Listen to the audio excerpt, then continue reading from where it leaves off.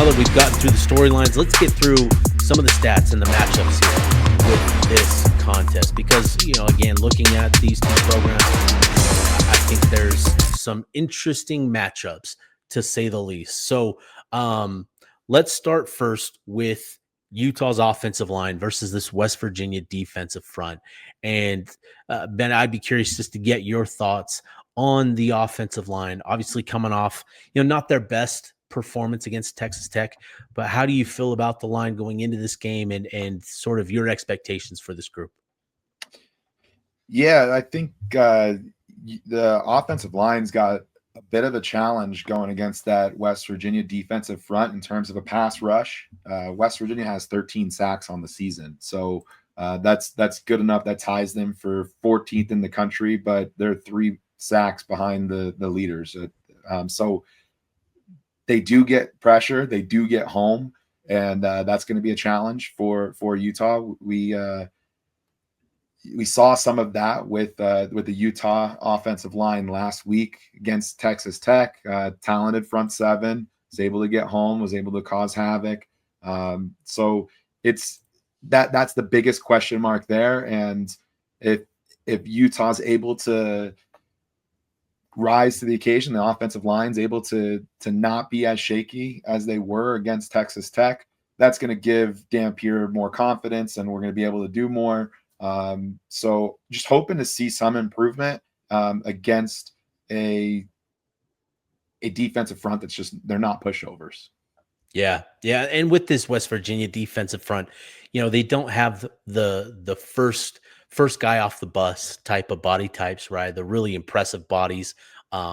They've got some athletes, they've got dudes that fit the position, but it's really this scheme. It's this 3-3-5 stack scheme where, they're trying to get penetration. They're shooting gaps. They're slanting. They're stunting. They're doing a lot schematically to create openings. And this is going to present a unique challenge that, we didn't see a lot of against Texas Tech. That was really just a lot of mano-y-mano. Guy lined up across from you, and it's one-on-one, essentially, is what that was last week. This one is going to be a bit more of a challenge mentally. And so I'm really curious to see how Utah's offensive line handles a lot of these stunts and twists and slants and all of that. This West Virginia front, they do a good job of generating pressure. Texas Tech leads the conference in pressures generated so far with 59. West Virginia is number 2 with 58. So I think that says a lot about this defensive front on the in the pass rush. They've got a couple guys that are in the top 15 in the conference in sacks, with Chase Wilson, a linebacker, Edward Vesterinen. He's I think he's from Finland or something. He's from somewhere European. Yeah, he's from Helsinki. He's a guy, big, 6'2", 280-pound type kid. And then Hammond Russell is another guy, 6'3", 212. And each of those guys have at least 2 sacks. Chase Wilson with 3 sacks. So they're going to disrupt a lot of things. They're going to create a lot of confusion, get into the backfield, shooting gaps and that sort of stuff. And that's going to present, an interesting challenge for this group. But I think this is a group where Utah, as long as they come sharp and ready to go, this is a group that Utah can sort of establish their ground game against. And we saw that last week with Kansas, taking advantage of some of that aggressiveness with the option attack as well. And I think that is sort of the formula. But I am curious to see how this group holds up, in pass protection, because this is going to be kind of a unique challenge schematically. Yeah, the pass pro is the question mark. The run blocking, that should be there for Utah. You already touched on that. Kansas ran for 242 yards on them. Yep. Was able to push some bodies around. Would love to see Utah be able to get back to some of that, and be able to get the bread and butter that they've had through the first 3 games. Get back on track with that. Yeah, absolutely. So I think that's a good point there. Let's get to the next matchup. And I think this is going to be a key one for Utah's, is the Utah wide receivers versus this West Virginia secondary. And Bennett, I'd be curious just to get your thoughts on, Ryan Davis and this supporting cast around him in that wide receiver room. Yeah, Ryan Davis has been a stud. He's been very reliable. Uh, Obviously leads the way as far as receiving goes for Utah. Uh, Need to see some more people step up in that wide receiver room. I think Tobias Merriweather has had some opportunities. He's started to help stretch the field. He's getting some of that separation and finding himself open. Um, Need to give. I'd love to see him get more chances. Maybe throw some of those jump balls his way and let him find a groove. This Yeah. would be a game that I'd love to see him find some of that, and then we'll see where else guys step up because you need more than two dudes in that wide receiver room. I do think that we'll continue to see a healthy dose of Dallin Bentley. I would like to see more Dallin Bentley, um, but yeah, I mean that's still a room that very much has some question marks uh, for Utah, and it'll be interesting to see who else gets involved and who's able to step up and help Dampier and the offense out. Yeah, and on the other side of the ball is this West Virginia secondary, and with the Mountaineers, they've actually done a really good job of taking the ball away. They have 6 takeaways so far through 4 games, and it's largely due to this defensive secondary and what they're doing, in coverage.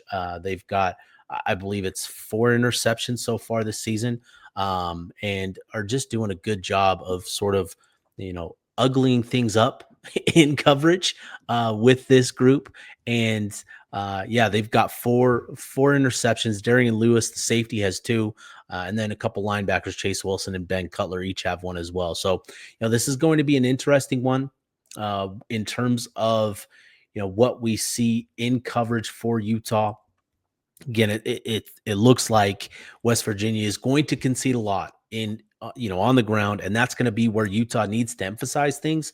But given the conversation around Devin Dampier and the passing attack, it is going to be vital that Utah gets something going beyond Ryan Davis and even beyond Dallin Bentley, that they find some answers beyond those two going into this, in this game and coming out of it going into the bye week. So, in terms of, what West Virginia has, they've got Jason Chambers, who's, a pretty stingy cornerback.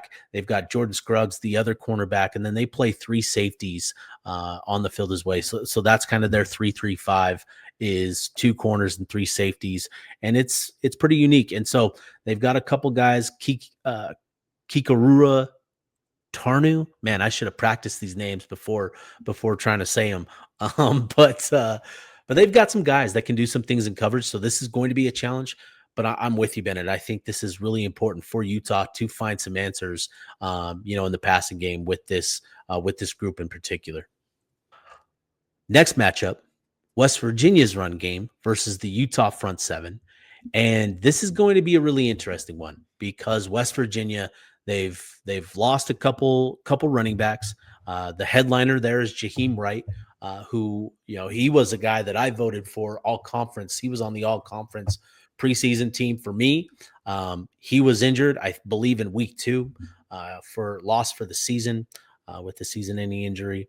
And then, lo and behold, Ty Edwards emerged as kind of this big time back for Pitt, ran for 141 yards and 3 touchdowns against the Panthers, and really was the key to West Virginia getting the win in the backyard brawl. But now he's sort of dealing with an injury. He was listed as questionable for the matchup on the initial injury report this week. So, there's not a lot of clarity in terms of who are going to be the guys, in this run game. But one thing I think there's kind of some intrigue around is the quarterback and Jalen Henderson and what sort of impact he can have, on the ground in the run game within this Rich Rod, offense. And he is a much better athlete than Nico Marchiol, and I think that is going to be an interesting dynamic, is accounting for Jalen Henderson, the quarterback, and making sure to limit him as well. So There's some question marks around the running backs, but I think there's some optimism from West Virginia's side of things with how Henderson fits in this option attack, and I think that's going to be a key element for Utah to hone in on. Yeah, no, absolutely. And that when you look at Utah's front going against that West Virginia run game, uh, Jalen Henderson is really what that's the question for me coming into this. Is Utah going to be able to contain some of that? I think back to the Will Hammond 32-yard quarterback run that really broke Utah's back Yeah. last week, and need to make sure that Utah's paying respect to the quarterback run game, because when Jalen Henderson came in last week against Kansas, he ran all over them and got the first touchdown of the game. Albeit the game was over at that point. It was a lot to a little. We're into the fourth quarter at that point, but still, I mean, he was able to run it really well. And if Utah's able to contain that, um, that's going to bode well for the Utah defense. As far as the run game in and of itself, it's another challenge. The West Virginia is averaging about 220 yards per game on the ground, which is good for fourth in the Big 12.